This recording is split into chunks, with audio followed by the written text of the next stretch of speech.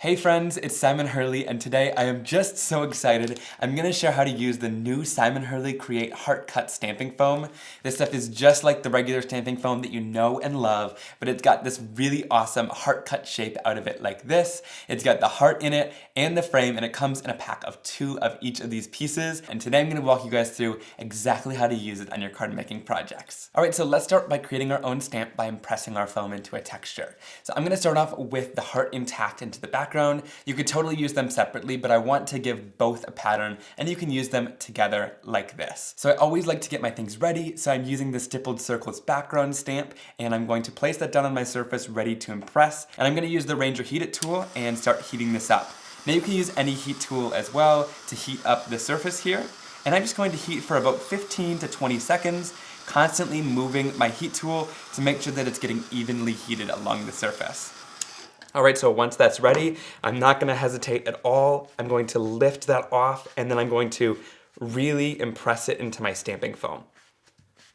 Kind of stood up to get lots of pressure there, and there we can see my pattern has transferred. Now see, there's some areas where it's not as impressed in. That's because this stamping foam is a little bit of a bigger surface area, but don't worry. I think one of the main common myths with the stamping foam is that it needs to be super impressed in there, but even these smaller areas will still transfer. All right, so starting off with the frame, I'm going to do my inking. If you guys know about the stamping foam already, you'll know that I like to ink in kind of a circular motion like this. I don't do too much pressure, and I ink in the circles because I find that it applies the ink with a nice even layer, and it's great for blending. If I were to do kind of a normal stamping pressure, like you would apply ink to a stamp, you get more lines and it doesn't apply the ink as evenly. So I find that swiping with the stamping foam is the best method. I know you're kind of relearning how to stamp when you use the stamping foam. So for a Valentine's Day card here, I'm going in with some reds, pinks, and purples, and just blending these colors together on the surface. And I find that it does a pretty good job at blending these together, but if you're going in between kind of a darker color with a lighter one, you might want to go in with sort of a blending brush and just go in on those areas where they kind of touch to blend them together really easily. I find that that helps get a nice transition going. All right, now this next step is optional, but I like to mist down my foam with a little bit of water. I find that it kind of intensifies the color and helps it transfer when you stamp. I like this really fine mist bottle because you don't want to get the image too wet where it kind of blurs the stamp, so this is really helpful. I'll hold it at kind of a distance, and then I'll pull the sprayer and kind of keep it moving just to get a little bit of water all over the stamp. And you can see when I tilt it there, there's not much at all. There's not globs or anything. It's just little tiny drops of water. All right, then I'm going to stamp this down onto my stark white cardstock, and it's lined up to fill an A2 size card perfectly. So I just line it up with the bottom, and then it should be lined up, and then we can lift it off, and you'll see that beautiful transferred stamp that we get. And some people will ask, why would you want to get a texture of a stamp? But the reason is because this Stippled Circles stamp will stamp that black in color, right? So you'll get those circles in color. Whereas here, with the stamping foam, you get a colored background, and then you get white circles where those kind of impressed into it. So you get a completely reverse image, and I love how that looks to kind of stretch your stamps. But of course, you could do other textures like stencils, dies, embossing folders, and even items around your house. I have lots of videos using the regular stamping foam, showing tons of those techniques. All right, now let's finish off this card. To do this, I'm going to use the Sketched Florals stamp set. I love all the different vases in here and how you could put the flowers in them. But I also like to use these guys alone to create your own bouquet of flowers. So I'm going to do this using the frame of the heart cut stamping foam that we just created. So I'll magnet this down in my MISTI stamping tool, and then I'm going to place down and kind of figure out a scene on how I want my flowers to look here. So then I'll lift up those stamps in my MISTI. All right, so then I'm just going to use a little bit of mint tape, and I'm just quickly and easily masking off the bottom edge there of where those florals are gonna come out here. That's going to make it look like they're poking out from the bottom of that heart, and I'm also just kind of letting the top of the flower hang out of it a little bit. You'll see once it stamps. Then I'll ink this up with a little bit of black ink, and we'll stamp it down onto my project. Give it some good pressure, and then lift it off, and you'll see those beautiful images. And when I peel off this tape, everything is perfectly masked inside of that heart shape, and then the little flower edges are peeking over. All right, then I'm going to throw over a little bit of clear embossing powder over top of that black ink, just to make it kind of stand out and make it a little bit shiny. All right, now to color these flowers in, we're gonna keep it really quick and easy. I'm gonna go in with some detailed blending tools and just go into the center of these flowers with an ink pad. Here I'm using a little bit of guppy and just kind of blending it up to the edge. I start in the center of the flower to make it the darkest there, and then blend my way out, and it just gives a nice kind of shaded effect. And to enhance it a little bit more, I can even bring in a little tiny bit of a darker color on that blending brush. So here I'm using Roar, which is a darker orange, and start from the center again, and bring it outward to add even a little bit of extra shading there. I'm gonna do the same thing on this lily, but this time I'm using an even smaller little blending brush to get into some of the smaller little details and petals of this lily. All right, then again, a little bit of a darker color here. Here I'm gonna use Triple Berry and just go right into the center of that flower.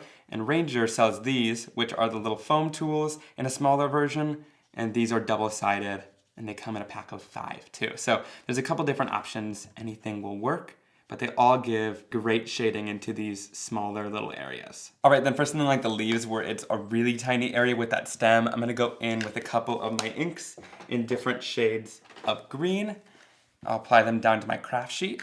Some quick watercoloring in, just by picking up that color with a little bit of water and adding it down onto the surface. So like these small little areas, even if you're not great at watercolor, are still really easy to do. And here I'm using these 2 different shades of green. I always like to introduce several shades when I'm coloring in leaves or things like that, just because that's kind of how you'd find them in nature. All right, then I like to take the stamp sheet and just kind of figure out what sentiment I want to use here.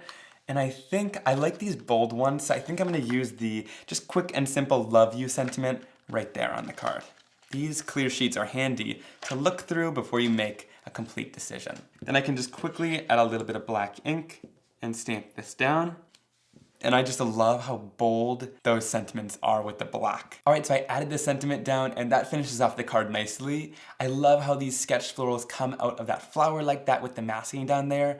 And it really creates a scene and ties the frame in with the whole card. And I love how it turned out. Now before we move into using the small heart as well, I wanted to say that the reason why I heated both of these up together is so that the design carries throughout. Here I used the Paisley background stamp, and you can see I stamped out the border in a couple cool colors, and then to make it stand out, I stamped the inside heart with warm colors, but you can see that the pattern from the background stamp carries throughout the whole design. So if you want to, you could do something like that, and that is a really cool card in itself. But I wanted to give you guys a little more variety, so I thought we would press another design into the heart. So here I'm using the 3D embossing folder Altenew scalloped flowers. I wanted to show something a little bit different than a stamp or anything like this, and the embossing folders give a great impression.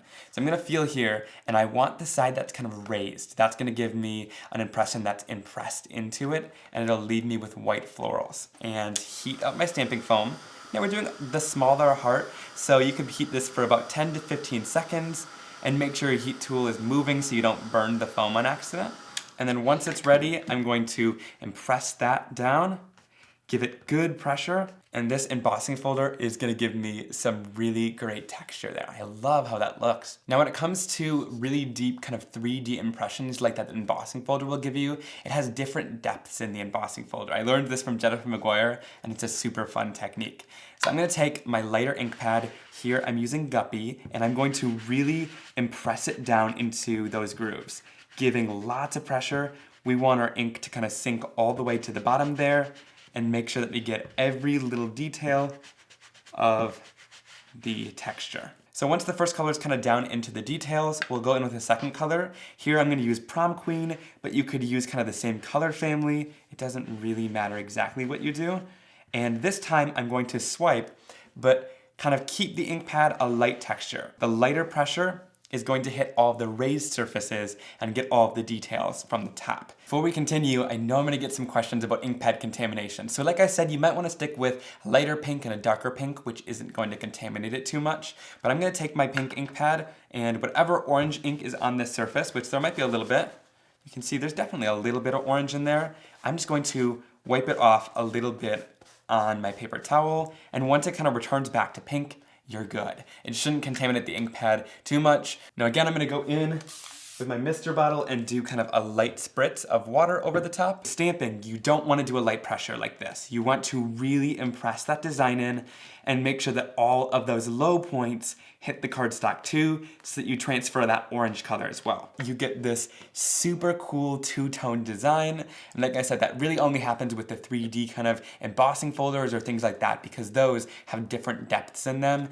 To clean this, I'll just spray it down with water, and with my inks, they come off really easily with just water because they react to water, but if you use a harsher ink, you might want to use some stamp cleaner to get it off, but it's not going to be a big deal if it stains a little bit. All right, and I do want to give a normal example as well. So with this one, I'm just going to use my inks and lightly do the stamping technique. So instead of really going into the grooves here, I want to show the difference. So I'm just going to go in and do the lighter swiping just on top of the surface. We'll go in, spritz it quick, and make sure you keep the water moving so that it doesn't hit one area too much, and stamp our heart down.